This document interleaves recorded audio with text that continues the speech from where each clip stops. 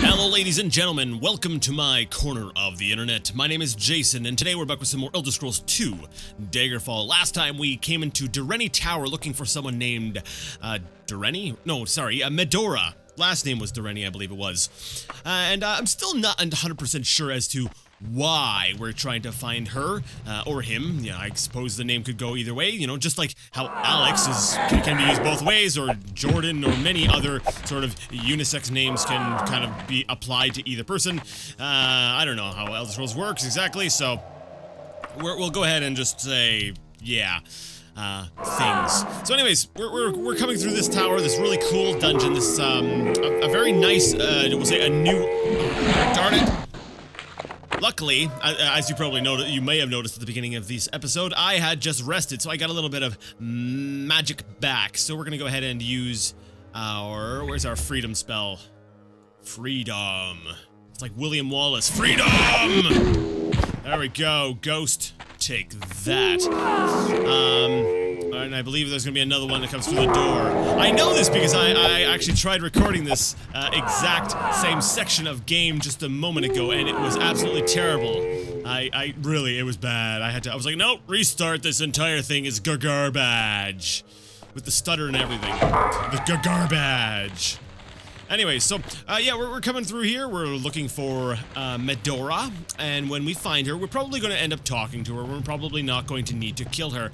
This looks kind of strange. Oh, it's because this door is open. Okay. Hey, guys, how's it going? I have a sword, and I'm going to use it to insert, the sword itself into... Okay, wait, this line of thinking just does not make sense. Steel dagger. It's enchanted, though. Let us remove it and put it into our inventory. Now, we've got arrows, but I'm pretty sure that none of the, I'm pretty sure that if we use the bow, we wouldn't be able to hurt anything in here, because what, we got, like, mummies and, vampires. I highly suspect that we will not be able to, we'll say, slay the denizens of this dungeon with such feeble weapons. So, as soon as I can get my hands on a good bow, then I'll be able to start practicing playing around with archery a little bit more. I realize, you know, Alexis is kind of, she had one sort of, we'll say, niche, you know, she was kind of, I don't understand why people say niche. It just sounds so weird to me, sorry. It's like she had her own little niche, her way of playing, that it was sort of developed in Arena, you know, with the invisibleness and the spell casting, you know, she was a Nightblade. But, you know, the nice thing about, we'll say Daggerfall on, is that ability to go ahead and just sort of make the character really, anything you want.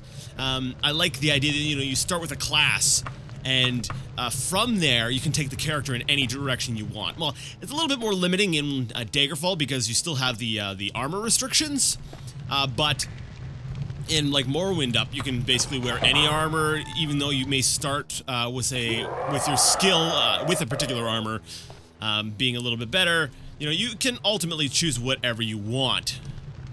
Cool. We got like a let me see. All right, so. Sorry, a lot of thinking was going through my head, not a lot of it was coming out of my mouth. I saw the piece of paper and I was like, okay. And I was thinking, I don't know, for some reason I saw a piece of paper and I started thinking of accounting stuff, but this looks more like just letter writing. And then I looked over here because I wanted to make sure nothing was going to come and attack me when I looked at the desk. So I was just sort of clearing the room, you know, watch my angles and get tactical and stuff. But yeah, I really like that I can sort of take the character in sort of any direction, and that's great because I like showing off many aspects of the game, and I like experiencing a lot of different aspects of the game. So, oh, we have another gate. Okay, I'm gonna kill you through the gate, so can you come over here just for a second? I just don't want to hear you anymore, you're annoying, you sound annoying. Okay, come over here, come. No! Mummy! Is there a torch nearby? Here, that's okay, that's not a switch. I'll be back. Oh, here you go. Okay, come on. Thank you. Thank you. Mummy just died and I'll loot you through the bars. Awesome. Yeah, so like in later games, I'm definitely going to be sort of doing a little bit of everything, but her, we'll say, main focus is definitely going to be magic and stealth. but like I said, experiment with other things. I think probably, as much as I crap on it, actually, I have mixed feelings. When I get to Skyrim, on the one hand, that game lends itself very well to this playstyle, just doing whatever. But on the other hand, since it doesn't have classes to start with, I won't have that initial stealth and magic casting that I'd really like to have. So, like I said, it's a balancing act. Well, I guess not really a balancing act. It's kind of, it's something, whatever. Anyways, back to, we'll say, the dungeon that we are currently playing through. What is there to say about it? Well, I would say that I particularly like the design, the way it's moving around. However, my initial, we'll say, excitement is kind of getting a little bit nervous, because I'm noticing it's kind of falling into the same thing. Like, there was a few different little design differences, but I do find that the textures are mostly the same. And wait, this is up. Was that up before? That's not the one I went through before, though, right? This is a new one. There's also a door I missed. According to the map, there's a secret door. Let's see if I can spot it without just spamming my action key against the wall. No, they covered the seams pretty well. Wait, what's this? What's this? Right here. There it is. Actually, I don't know if that was actually it. But we found the secret door. Hooray. We used our special loot sense. That's right. Alexis has like this ability. She's like part psychic, and she can sense loot. She's like, my loot sense is tingling. All right, so let's go under this area here. I'm so scared I'm gonna walk under this, and it's gonna come down and trap me on the other side. Let me see. All right, we're good. We're good. We have not been trapped. Because if we had been trapped, I would not be happy, because I would be trapped. And we are just back to where I've been before. However, there appears to be a door off behind me, or it's now in front of me, which leads down into a nice big hole. And there's also a small path over here, which I'm just going to run down to sort of fill in my map. Oh, okay. And that's where these bars come from. All right, so we'll see if we can find a lever or something to go ahead and open that. All right, let's go ahead and see what's down inside the hole. The stairs, no, it's just a slope, and then this part has stairs. Who designs a dungeon like this? Like, seriously, who would design a tower like this? So, like, we're gonna put stairs about halfway up, but then the other part, you gotta just sort of scramble up and down this sort of steep slope. Like, seriously, the architects of Tamriel must be all high, or something. Alright, hello, Medora. Where be thee? Whoa, thy? Where by thy? Where by they? I'm just gonna do the rest of my Let's Play in gibberish, because it's obvious that I cannot talk. Blarg, dim dim play, estoy ding, ding, I believe dim ding. Alright, enough of the gibberish. I did it for comedic effect, don't worry, I'm not gonna keep doing it. Whether or not it was actually comedic or funny or whatever word you want to use to describe it, that's up to you, but, and whether or not. Okay, so I'm not too sure where I'm going next, so I think is it down there? No, it's not down there. It's just that it didn't load up the entire map. I love this map system. So fantabulous. Alright, I'll be right back as soon as I locate the next location that I am going to be doing the running to, and I suspect it'll probably lead me back to the main room. I'll be right back. Okay, I'm back in the room with the giant piece of paper on the desk, and I notice that there's a pathway down here that I have not traveled along, so we're gonna go over there and be like, hey everybody, how are you doing? Oh, I hear sounds of nasties, so yep, we're probably going the right way. Oh, it's a wraith. I always get mixed up between the wraiths and the skeletons. Why? Because they both have bones, and they both kind of sound the same. I highly suspect that wraiths and skeletons are like close relatives. They are part of the same family. Dude, I'm so sorry I wasn't here. I didn't get here in time. Well, I guess it could be worse. You could have... No, actually, I'm not sure if that would have been worse. I don't know, what would you rather? Would you rather slowly die in a cage, or would you rather just be punctured about a couple dozen times and then just die like that? I don't know. Actually, if I recall correctly, the original, the Iron Maiden, I think that's what the Iron Maiden was. It was, yes, that's right. I talked about that in, I believe, my arena playthrough. How it had that kind of design. It was like this casket thing that you closed up around over the person, and it had the spikes or the blades inside of it. Actually, which if I recall correctly, I don't know if there's any actual evidence of it being used, or maybe that I'm thinking of some rumor or something. Anyways, the way it was supposed to work, if I recall correctly, is it wasn't meant to kill you immediately. You were supposed to close it, and what it would do is sort of cut in non-lethal areas, but cause you to slowly bleed out and stuff. So, I suppose that would be, actually that would probably be a lot more horrifying than that other thing we found with all the spikes on it. But yeah, how would you rather go? The big spiky thing or the die in the cagey thing? Leave your answers in the comments. That's kind of a really weird question. Jason? Those are the kind of questions you don't tend to ask people, because then they start asking questions of you. Like, are you mentally okay? No, it's just curiosity, it's just curiosity. It's just one of those, you know, simple, would you rather type scenarios. Which actually reminds me of a movie I had seen once, which was absolutely,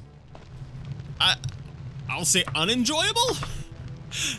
It was basically that premise. It was like a bunch of people playing Would You Rather, but it was like all horrific and like death-filled, and I was just like, what on earth am I watching? Well, when I say watching, I mean very generally watching. Let's see, we're gonna go ahead and use Steve here. See, what tends to happen is during the day, darn it, we'll have to bash down the door.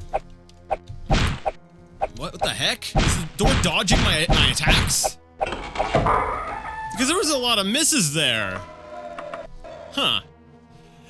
Anyways, like I was saying, during the day, I rarely have time to just sort of sit down and relax. I actually spend most of my, we'll say, spare time doing this for you guys. So what happens is when I've got to do, you know, sort of my chore things, I've got to sort of prep supper, I've got to make supper, I've got to do dishes, stuff like that, because I'm not one of those fancy schmancy people who own a dishwasher. I'm the dishwasher. But anyways, while I'm doing dishes and stuff, I like to go ahead and have my computer on, and I'll pick something random on Netflix or YouTube and I'll watch that.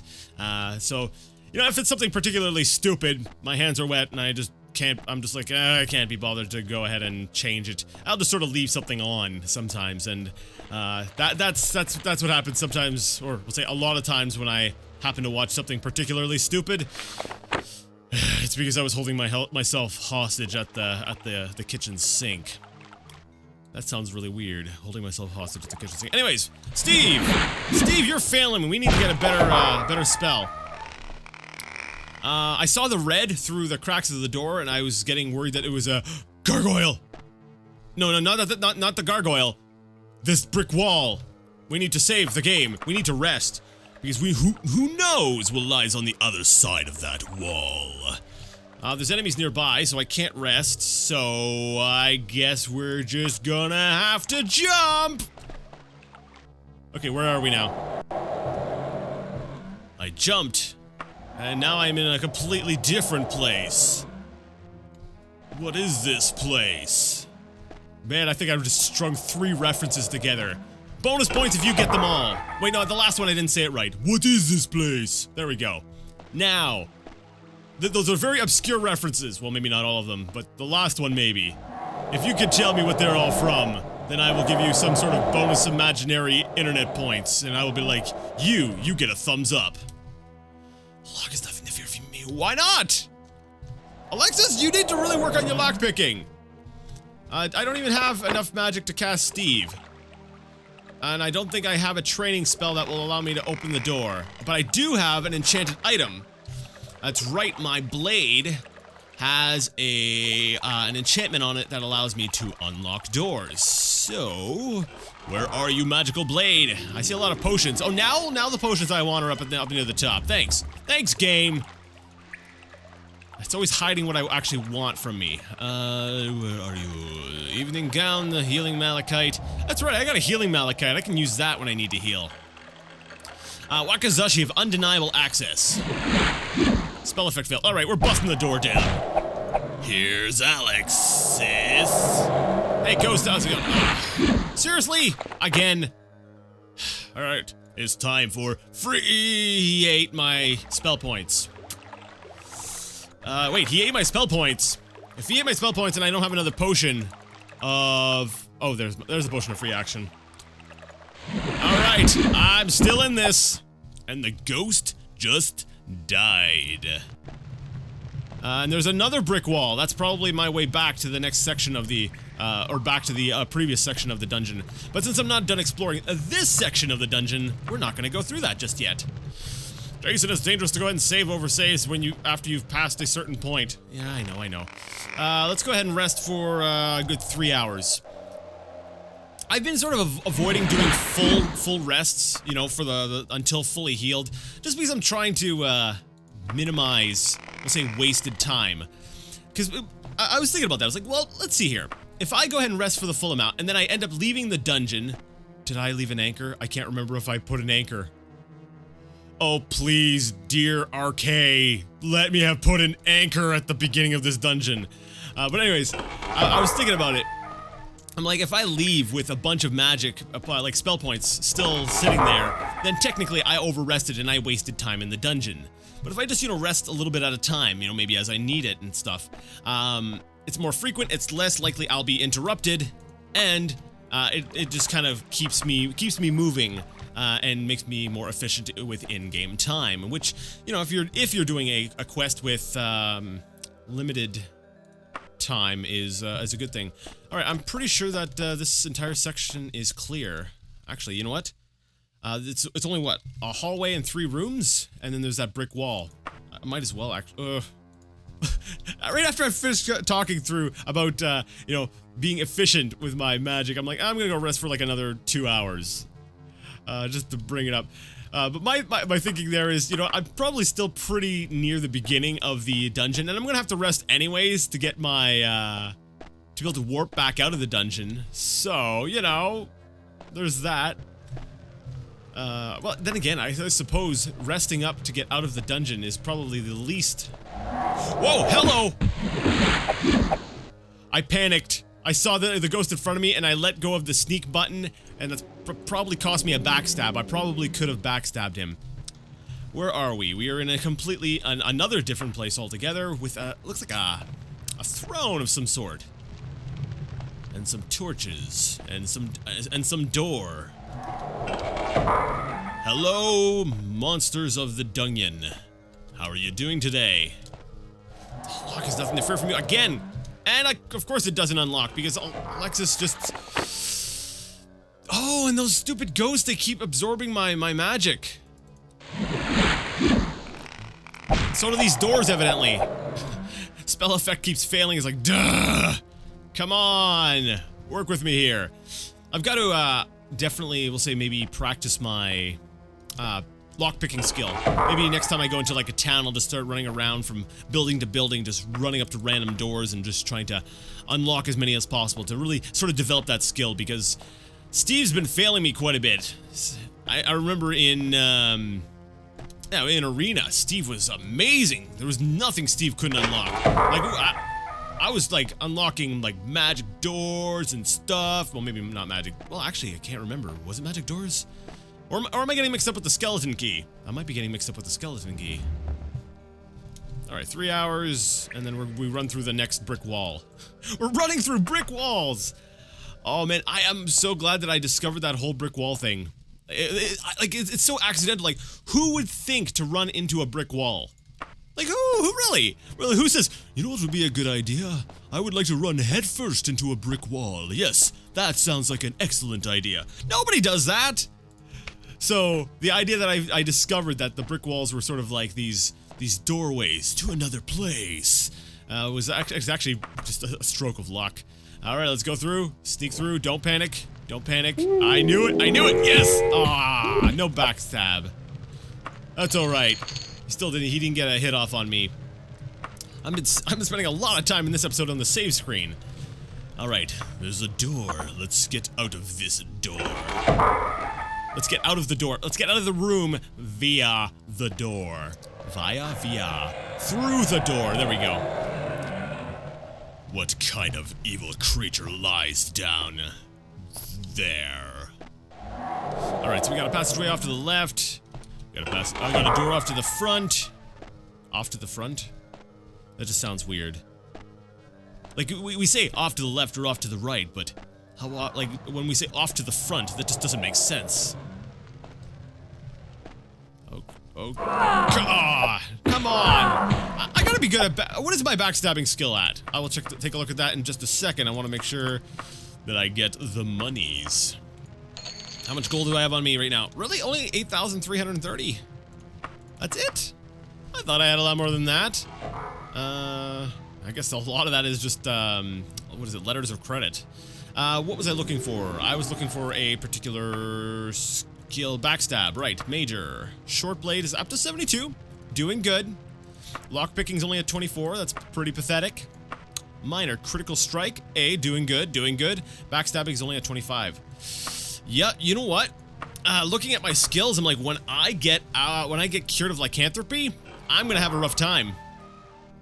I am seriously going to have a rough time because right now I'm being carried by my attributes. My attributes are like all maxed out right now. Well, like the ones that really matter, like, you know, like the endurance, the agility, the strength, the ones that really let me, you know, hit hard. Those ones there are all maxed out. Those are gonna go down when I get cured. And those going down in conjunction with my, what the heck? Where? I've connected to the main dungeon, I think, again. Did I? No, this is the way I came. I came down. Wait, there's a passage right over here. Wait, there's a green. Wait, that's the entrance. Have I come back to the entrance? Uh-oh. Let me run over this way. Where am I? Where am I? Where am I? Oh, no. No. Am I back by the entrance? The other way. Wait, what is this? This is a wall? Oh, there's a wall here. I don't see the wall. Wait, I don't see the wall. Can I walk through the wall? Let's try this. I'm saving. No. Weird. Okay, that's interesting. Because if I look at my map, oh, now the wall shows up. So there is a wall there. So I'm right back by the entrance. Okay. I wonder if there's a lever or something that I can pull that will move that wall out of the way. Like this torch over here. Let's try hitting that. That would be really cool if I could just. And the wall is still there. Okay, never mind. That would be really cool. That would have been really, really, really cool. If, you know, you sort of open up an entrance back to the, well, open up the way back to the entrance. Oh, duh, they're right here. Uh-oh. Uh-oh. No. Darn it. What if I happen to hit it again? Okay. That pushes it back that way. Okay, so if I can move it back this way, that means that when I get back to the entrance, I'll be able to move back and forth from that area. But for now, I'm still sort of secluded off from the entrance. Okay, that's cool. I'm going to leave it like that.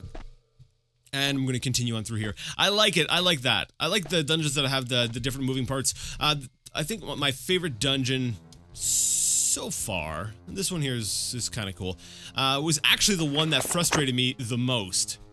That one with the, come on, what was it?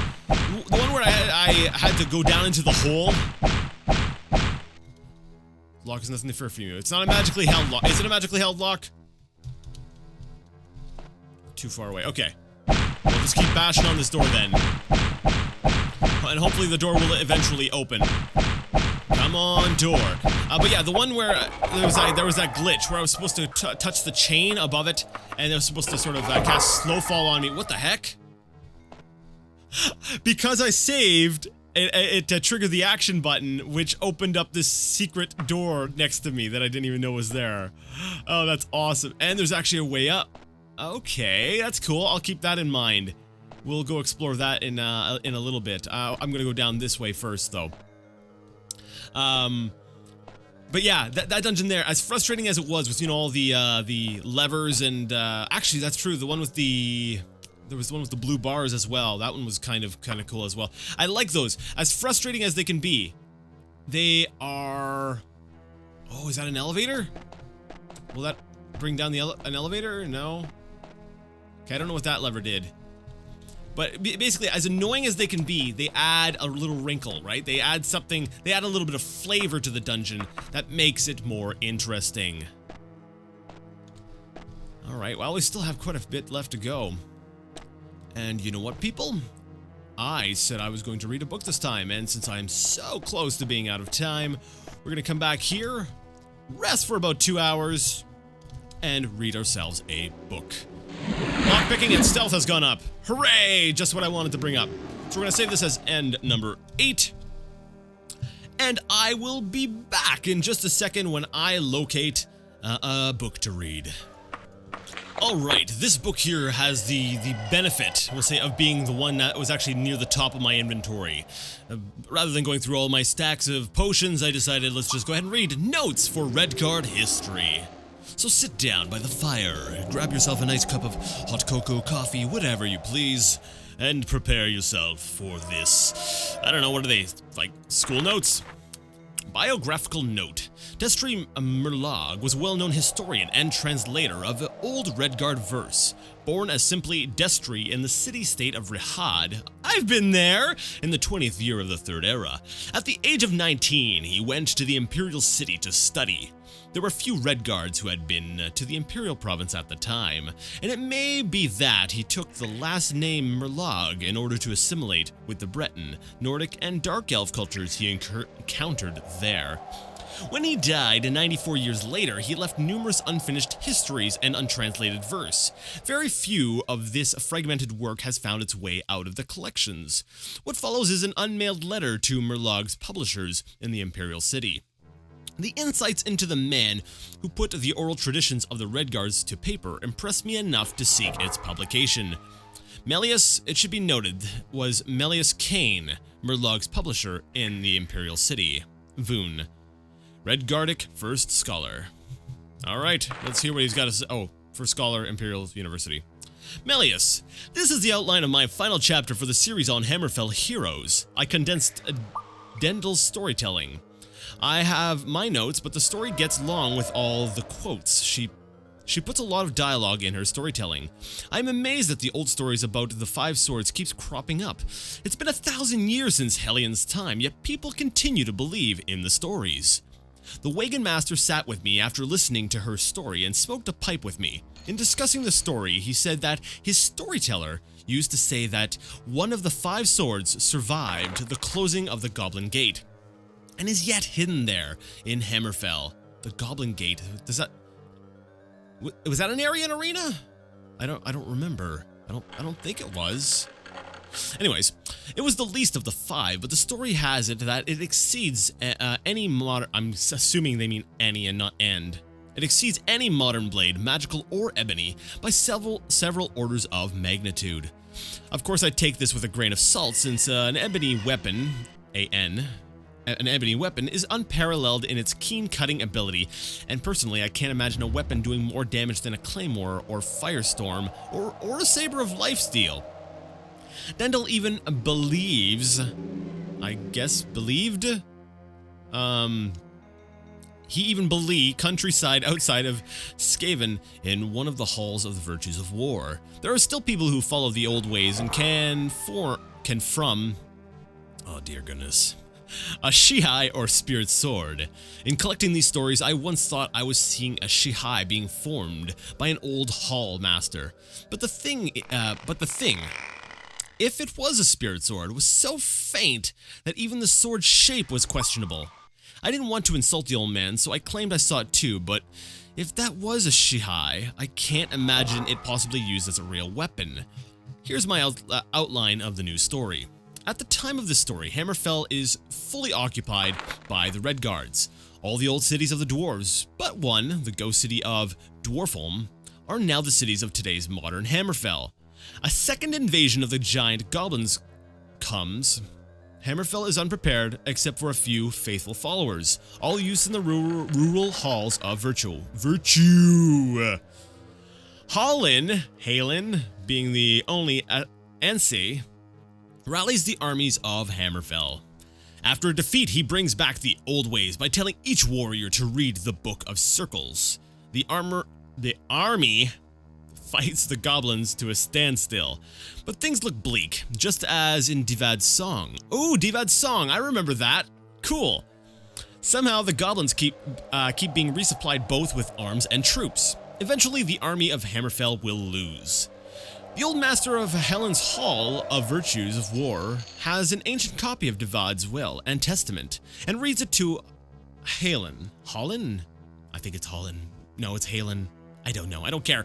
It tells him that the 5 swords aren't lost, just hidden and well guarded in 5 caves. Each cave is home to a master guardian, one of the old blind Ansei, and also a maze. According to the will, Derek must, along with a virtuous companion of pure heart, enter the cave, defeat each Ansei master, and retrieve their sword. Actually, this brings up a question. I had forgotten completely about artifacts. I should probably be looking for artifacts in Daggerfall.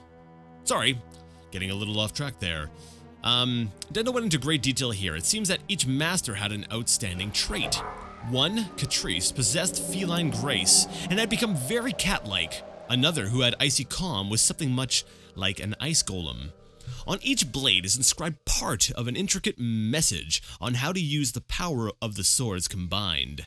Derek scours the rural halls for brothers of the blade and maidens of the spirit sword to accompany him in the quests.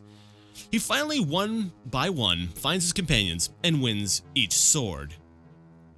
They learn from the blades and together wield the force of the 5 swords to seal the rent in space-time that the goblins have made, and from which springs their invasion.